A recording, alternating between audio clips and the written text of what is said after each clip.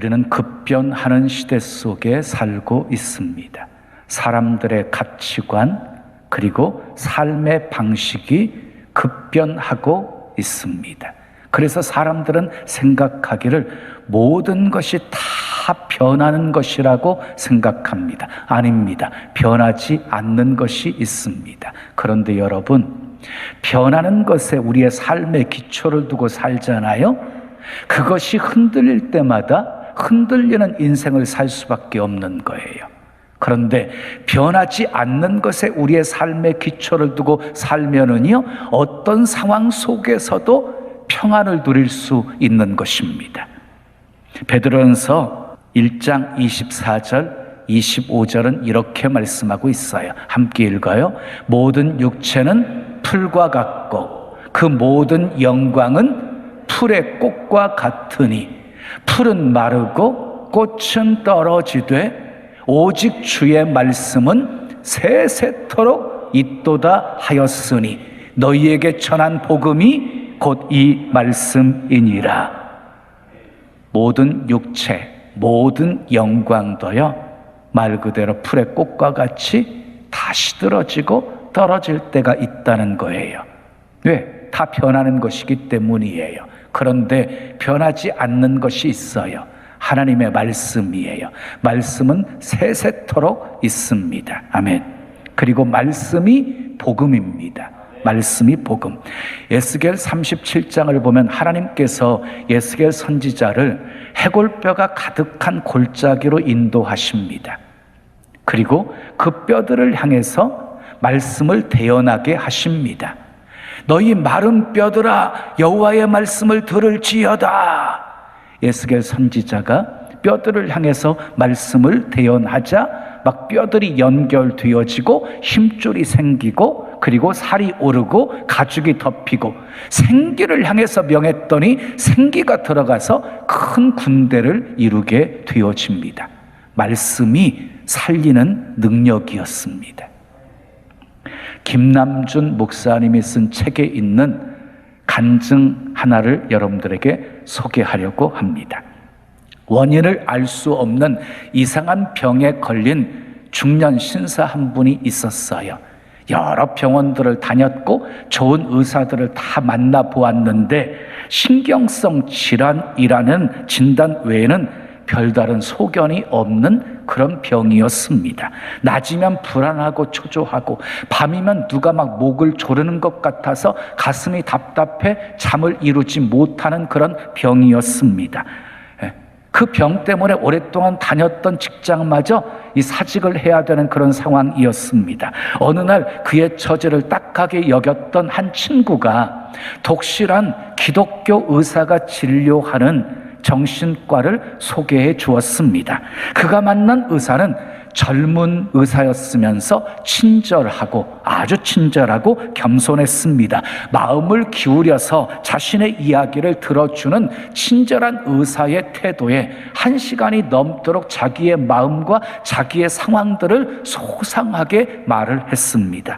장시간 동안 환자의 이야기를 경청하던 의사가 자리에서 일어나면서 단호한 어조로 이렇게 말했습니다. 선생님, 염려하지 마십시오. 그 병 제가 꼭 고쳐드리겠습니다. 여러 의사를 만나보았지만 애매모호한 진단과 함께 효과도 별로 없는 약봉지 몇 개 주었고 장기간의 치료가 필요하다는 그냥 불확실한 처방을 내리는 것이 이제까지의 경험이었기에 젊은 의사의 확신에 찬 그 선언은 그를 다소 의하게 만들었습니다. 그래서 그의 의사에게 물었어요. 선생님, 입원을 해야겠지요? 그랬더니 의사가 고개를 저으면서 책상에 무엇인가를 열심히 적었습니다. 그러면 약을 타서 가야 하나요? 고개를 저으면서 의사가 열심히 적었어요. 잠시 후 의사는 봉함된 하얀 봉투를 환자에게 내밀면서 이렇게 말했습니다. 선생님, 선생님의 병은 웬만한 약으로는 고칠 수 없는 병입니다. 제가 매우 귀한 약을 처방해 주었으니 지시대로 지어서 복용하십시오. 그런데 약국에 가시기 전에 먼저 오늘 밤 조용한 시간에 혼자서 그 처방전을 읽어보십시오. 환자는 이상한 의사 다 있네 하고 생각하고 집으로 돌아왔어요. 그리고 밤이 되기를 기다렸어요. 온 가족이 전부 잠자리에 들어갔을 때 조용한 시간에 의사가 말한 대로 그 처방전을, 봉함된 처방전을 뜯어보았어요. 뜻밖에도 이런 메모지가 나왔습니다. 처방전, 귀하의 신속한 쾌유를 기원하며 다음과 같이 처방합니다. 약의 이름 구약, 약의 종류 시편 23편, 용법 및 용량 하루 5차례 식전 식구에 물 없이 천천히 씹어서 드십시오. 기타 사항 꾸준히 장기 복용하셔야 뚜렷한 효과를 볼 수 있습니다. 환자는 그 처방전을 보고 매우 분노했습니다. 의사에게 사기당한 기분이었습니다. 의사에게 농락당했다는 그 불쾌한 기분에 주체할 수가 없었습니다. 홧김에 그 처방전을 구겨가지고 쓰레기통에 던져버렸습니다. 그날 밤도 한숨도 못 자고 불면증에 시달렸습니다. 새벽쯤 되어서 잠깐 잠에 들었는데 그것도 심한 가위에 눌려서 소리를 지르면서 깨어나야 했습니다. 병세는 점점 더 악화되어져 갔습니다. 도저히 견딜 수 없는 상황에 이르게 되어지자 물에 빠진 사람이 지푸라기라도 잡는다고 했듯이 쓰레기통에 던져버린 그 처방전이 생각이 났습니다. 자기 책상 한 구석에 처박혀 있던 성경책을 가져다가 작은 독서 카드에 시편 23편을 깨알과 같이 적었습니다. 그리고 의사의 지시 따라 하루 5차례 천천히 읽기 시작했습니다. 일어나자마자 한 번, 아침 먹고 한 번, 점심 먹고 한 번, 저녁 먹고 한 번, 잠들기 전에 한 번, 매일 5번씩 읽었습니다. 그리고 약 한 달이 흘렀습니다. 하도 많이 읽어서 이제는 시편 23편을 다 외우게 되었습니다. 언제부터인가 시간이 되어지면 그냥 지그시 눈을 감고 시편 23편을 암송하는 것이 버릇이 되었습니다. 여호와는 나의 목자시니 내가 부족함이 없으리로다. 그가 나를 푸른 초장과 쉴 마른 물가로 인도하시는 도다. 내 영혼을 소생시키시고 자기 이름을 위하여 의의 길로 인도하시는 도다. 내가 사망의 음침한 골짜기를 다닐지라도 해를 두려워하지 않으면 주께서 나와 함께 하심이라. 주의 지팡이와 막대기가 나를 안위하시나이다. 주께서 내 원수의 목전에서 상을 베풀어 주시고 내 머리에 기름을 부으셨으니 내 잔이 넘치나이다. 나의 평생의 선하심과 인자하심이 평생 정녕 나를 따르리니 내가 여호와의 집에 영원히 거하리로다. 어느 날 이른 아침 이 시편을 암송하는데 심령이 무너지는 커다란 충격을 체험하게 되어집니다. 가슴 속에 있던 어떤 무거운 응어리가 막 흐물흐물 풀어지는 것 같더니 마음이 뜨거워지기 시작했습니다. 영혼 깊은 곳에서 일찍이 경험해보지 못했던 통곡이 터져 나왔습니다. 마치 낡은 콘크리트 건물들이 무너지듯이 자신의 아집과 하나님 없이 살아왔던 인간의 교만이 무너지고 하나님 앞에서 자신의 참모습을 보게 되어집니다. 한때는 사회에서 촉망받는 사람이었습니다. 나는 유능한 사람이다 라고 생각하며 살았던 사람이었습니다. 근데 사실은 하나님을 떠나 길 잃어버린 양처럼 방황하면서 사는 모습이 자신이었고, 자신이 얼마나 하나님 앞에서 불순종으로 일관된 삶을 살았는지를 보게 되었습니다. 읽은 것은 시편 23편이었는데 그 말씀 속에서 아들을 십자가에 못 박으신 하나님의 복음을 만나게 되었습니다. 감당할 수 없는 하나님 은혜 앞에서 그는 울고 또 울었습니다. 그렇게 하나님을 만난 후에 하나님의 사랑과 하나님의 치유의 은혜가 그의 영혼 속에 강물과 같이 흘러 들어왔습니다. 그의 병은 깨끗이 씻은 듯이 나았습니다. 말씀의 능력을 체험한 것입니다. 여러분, 이상한 처방전은요, 성경에 굉장히 많이 나와요.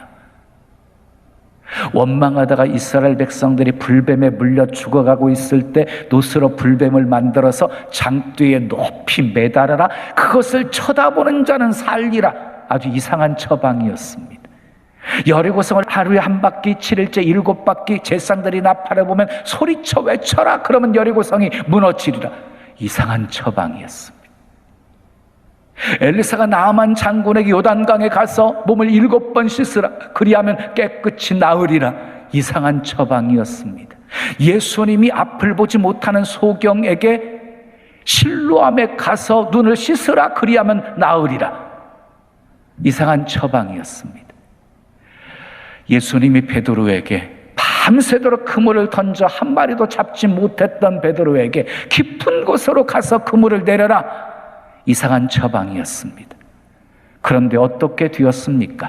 순종했더니 살게 되었고, 순종했더니 여리고성이 무너지게 되었고, 순종했더니 나병이 깨끗함 받았고, 순종했더니 눈을 떠서 보게 되었고, 순종했더니 그물이 찢어질 정도로 고기를 가득 잡게 되었습니다. 말씀이 능력이었습니다. 여러분, 하나님은요, 천지 만물을 말씀으로 창조하셨습니다. 있으라 하니 있었습니다. 말씀이 능력이었습니다. 요한복음 1장 1절은 이렇게 말씀합니다. 태초에 말씀이 계시니라. 이 말씀이 하나님과 함께 계셨으니 이 말씀은 곧 하나님이시니라. 태초에 말씀이 있었습니다. 근데 그 말씀은 하나님과 함께 있었습니다. 그 말씀이 곧 하나님이셨습니다. 요한복음 1장 14절에 그 말씀이 육신이 되어 우리 가운데 거하심에 우리가 그의 영광을 보니 아버지의 독생자의 영광이요 그 은혜와 진리가 충만하더라. 그 말씀이신 하나님이 육신을 입고 우리 가운데 오신 분이 바로 예수 그리스도이십니다. 그러므로 말씀 자체에 능력이 있는 것입니다. 예수님은 광야에서 마귀에게 시험을 받았을 때 말씀으로 물리치셨습니다. 베드로가 말씀을 선포했을 때 3,000명이 회개하고 세례를 받았습니다. 엠마오로 내려가는 두 제자에게 말씀을 풀어주었더니 가슴이 뜨거워지면서 눈이 열려지게 되었습니다. 영적인 눈이. 말씀은 교훈과 책망과 바르게 함과 의로 교육하기에 유익하고 그리고 하나님의 사람으로 온전하게 하고 선한 일을 행할 능력을 갖게 해주는 것이 말씀입니다. 말씀이 능력입니다. 아멘. 말씀이 축복입니다. 그러므로 하나님의 말씀이 있는 나라는 부강하게 됩니다. 하나님의 말씀이 있는 교회는 부흥하게 됩니다. 아멘. 하나님의 말씀이 있는 일터는 장대하게 됩니다. 하나님의 말씀이 있는 가정은 번성하게 됩니다. 하나님의 말씀이 들어가면 귀신이 떠나가고, 아멘. 하나님의 말씀이 들어가면 가난한 자가 부해지고 약한 사람이 강해지고 담대해집니다. 하나님의 말씀은 모든 병을 고치는 치료의 능력이 있습니다. 하나님의 말씀은 어떤 죄인이라도 회개하게 만드는 능력이 있습니다. 악한 사람을 선한 사람으로 변화시키는 능력이 있습니다. 마태복음 8장 16절에 보면 저물매 사람들이 귀신 들린 자를 많이 데리고 예수께 오거늘 예수께서 말씀으로 무엇으로요? 예수께서 말씀으로 귀신들을 쫓아내시고 병든 자들을 고치시니라 그랬어요. 많은 사람들이 예수님께 귀신 들린 자, 병든 자들을 데리고 왔을 때 예수님께서요 말씀으로 귀신을 쫓아내시고 말씀으로 병든 자를 고쳐주셨다는 것입니다. 사랑하는 여러분, 하늘과 땅을 창조하시고 인간을 만드신 하나님이 무엇인들 못하시겠습니까? 중풍병자도 고치셨고 나병도 고치셨고 벙어리 된 자도 고치셨고 귀머거리 된 자 듣게 하셨고 죽은 나사로도 살리셨고 안진뱅이도 일으키셨습니다. 아멘. 하나님은 말씀으로 역사하시는 분이십니다. 오늘 본문을 보면 하나님의 말씀 속에 4가지 능력이 있는 것을 확인할 수가 있어요. 4가지 능력이 무엇인지 함께 읽어보세요. 시작. 하나님의 말씀은 살아있고 활력이 있어 좌우의 날선 어떤 검보다도 예리하여 혼과 연과 및 관절과 및 골수를 찔러 쪼개기까지 하며 또 마음의 생각과 뜻을 판단하나니 그랬어요. 여러분, 하나님의 말씀은요 살아있고 운동력이 있어요. 좌우의 어떤 날선 검보다도 예리해요. 그래서 혼과 영과 관절과 골수를 말 그대로 찔러 쪼개요. 그리고 마음과 생각과 뜻을 판단하는 능력이 말씀에 있어요. 말씀에 엄청난 능력이 있는 것이지요. 자, 실제로 말씀은요 우리 영혼뿐만 아니라 우리의 육신의 질병까지도 고치는 능력이 있습니다. 저는 목회하면서 말씀의 놀라운 능력을 많이 체험했습니다. 지금도 체험하며 살고 있습니다. 말씀 한 구절이 제 신앙의 모습과 제 목회의 모습을 막 180도로 달라지게 만들었습니다. 말씀이 위로였고, 말씀이 힘이었고, 말씀이 지혜였고, 말씀이 복이었습니다. 시편 107편 20절 말씀, 너무 소중한 말씀이 우리 함께 읽어요. 시작. 그가 그의 말씀을 보내어 그들을 고치시고 위험한 지경에서 건지시는도다. 하나님께서 말씀을 보내셔서 우리를 고치시고 우리를 위험한 지경에서 건져주신다는 거예요. 여러분, 하나님이 우리를 고치시고 하나님이 우리를 위험한 지경에서 건져주시는데 무엇을 보내셔서 그렇게 하신다고요? 말씀을 보내어서 그렇게 하신다고요. 말씀을 통해서 역사하신다고요. 말씀을 통해서 건져주신다고요. 하나님은 말씀 속에 역사하십니다. 저는요 설교 30분밖에 안 되지요. 제 설교는 길지 않아요. 한 30분의 설교가 우리 인간의 운명을 바꾸어 놓을 수 있다고 믿어요. 잘 박힌 못처럼 심령에 박힌 한 구절의 말씀이 내 신앙의 모습, 내 삶의 모습을 180도로 달라지게 변화시키는 능력이 있음을 믿기 때문이에요. 저는 성령과 함께 설교 준비도 하고 성령과 함께 설교를 선포해요. 기도할 때마다 성령님 말씀 속에 역사해 주세요. 말씀 속에 역사해 주세요. 말씀이 큰 위로가 되게 해주세요. 힘이 되게 해주세요. 소망이 되게 해주세요. 놀라운 치유가 되게 해주세요. 회복이 되게 해주세요. 복이 되게 해주세요. 이렇게 기도해요. 그래서 시간 저는 말씀 속에서 성령님이 역사하시는 것을 체험하면서 목회하고 있어요. 그런데 어느 날은요 치유에 대한 말씀을 전하게 하실 때가 있어요. 치유의 말씀을 전하게 하실 때는 꼭 하나님께서 치유의 은혜를 베풀어 주시기를 원하신다는 사실을 알고 아픈 곳에 손을 얹고 기도를 받으라고 하고 예수 이름으로 막 선포해 주는 기도를 해드려요. 그리고 난 후에는요 꼭 치료받았다고 해결받았다는 간증들이 있게 만들어 주셨어요. 13년 전쯤 수요 예배 시간에 있었던 일이에요. 오전 수요예배, 오후 수요예배 드릴 때였는데 오전에 있었던 일이에요. 제가 계속해서 수요 예배 때마다 창세기서부터 요한계시록까지 강해 설교를 쭉 해왔어요. 다 끝나고 다시 창세기로 돌아가가지고 다시 쭉 강해 설교 해오면서 룻기서 4장의 마지막 부분을 강해할 때였어요. 보면은요 살모는 보아스를 낳고 보아스는 오벳을 낳고 오벳은 이새를 낳고 이새는 다윗을 낳았더라. 다윗의 위대한 족보가 나오는 거예요. 낳고 낳았더라 이 설교를 하는데 갑자기 감동이 오는 거예요. 그 감동을 선포했어요. 혹시 아이 잉태를 위해서 기도하고 계시는 분이 있으면 예배 끝난 후에 나한테 축복 기도 받고 가세요. 3사람의 기도를 받았어요. 3사람 다 잉태했어요. 2사람은요, 아이 갖기 굉장히 어렵다고 이미 선고받았던 사람들인데 잉태했어요. 하나님은 말씀 속에 역사하시는 분이십니다.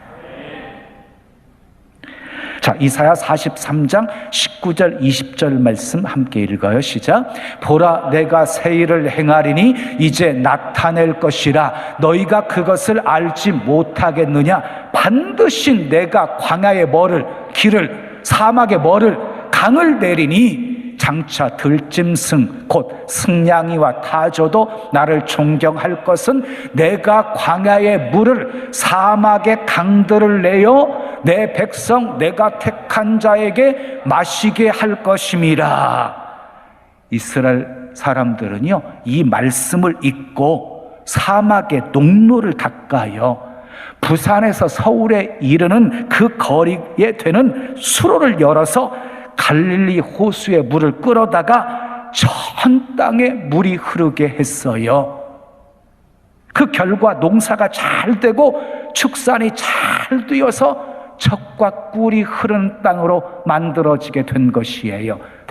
사랑하는 여러분, 말씀에 놀라운 능력이 있습니다. 그런데 왜 그 능력을 우리는 체험하지 못하는 것입니까? 말씀대로 순종하는 삶이 없기 때문입니다. 왜 세상에 교회는 많은데, 성도들은 많은데 세상이 달라지지 않는 것입니까? 우리가 말씀대로 살지 않기 때문입니다. 말씀대로 사는 한 사람은 엄청난 영향력을 끼치게 되어집니다. 자, 말씀대로 살아가는 한 사람을 통해서 가정이 바뀌어지고 교회가 바뀌고 세상이 바뀌어지는 것입니다. 그런 의미에서 가장 큰 성공은 말씀대로 사는 것입니다. 가장 큰 복은 말씀대로 사는 것입니다. 크게 아멘. 이 세상에 순종만큼 복된 길은 없습니다. 하나님은 순종하는 것만큼 복을 주시고 순종하는 사람을 통해서 놀라운 일을 이루어 가시는 분이십니다. 참된 부흥은 말씀으로 시작이 되어집니다. 말씀으로 시작된 부흥은 근본적인 변화가 있게 만들어줍니다. 신앙생활의 내용이 달라집니다. 신앙의 수준이 달라집니다. 이제는 제대로 신앙생활 해보겠다는 결심이 서게 만들어줍니다. 오늘 우리에게도 이런 부흥이 있어야 합니다. 여러분에게도 말씀이 깨달아져서 회개의 눈물을 흘리고 말씀대로 순종하는 삶의 변화가 있기를 예수님의 이름으로 축원합니다. 요새 지식 정보 산업이 뜨고 있습니다. 인터넷을 보면 아주 방대한 지식이 축적되어 있어서 대부분의 지식을 다 얻을 수 있습니다. 그러나 지식으로 사람은 변하지 않습니다. 사람을 변화시키는 능력은 말씀 안에 있습니다. 말씀 안에 사는 길이 있고, 아멘. 말씀 안에 회복의 길이 있습니다. 말씀 따라 살면 신기하게도 문제가 해결되고, 말씀 따라 살면 신기하게도 인간관계가 해결됩니다. 사랑하는 여러분, 작은 일을 해도 말씀보다 앞서지 마십시오. 작은 사업을 해도 말씀 중심적인 운영을 하십시오. 사람은 떡으로만 사는 것이 아니라 하나님의 입에서 나오는 말씀으로 사는 것입니다. 말씀 없이 잘 사는 길 없습니다. 말씀 없이 성공도 없고 말씀 없이 성숙도 없습니다. 영혼이 잘 되면 범사가 잘 되고 간건한 축복으로 나타나는 것입니다. 말씀 사모하십시오. 아멘. 말씀의 능력을 믿으십시오. 말씀에 순종하십시오. 그래서 말씀의 능력 많이 체험하며 사시기를 예수님의 이름으로 축원합니다. 축원합니다. 지금은 선교 헌금 시간입니다. 이 예배를 통해 삶 가운데 은혜와 회복이 충만하시길 간절히 기도합니다.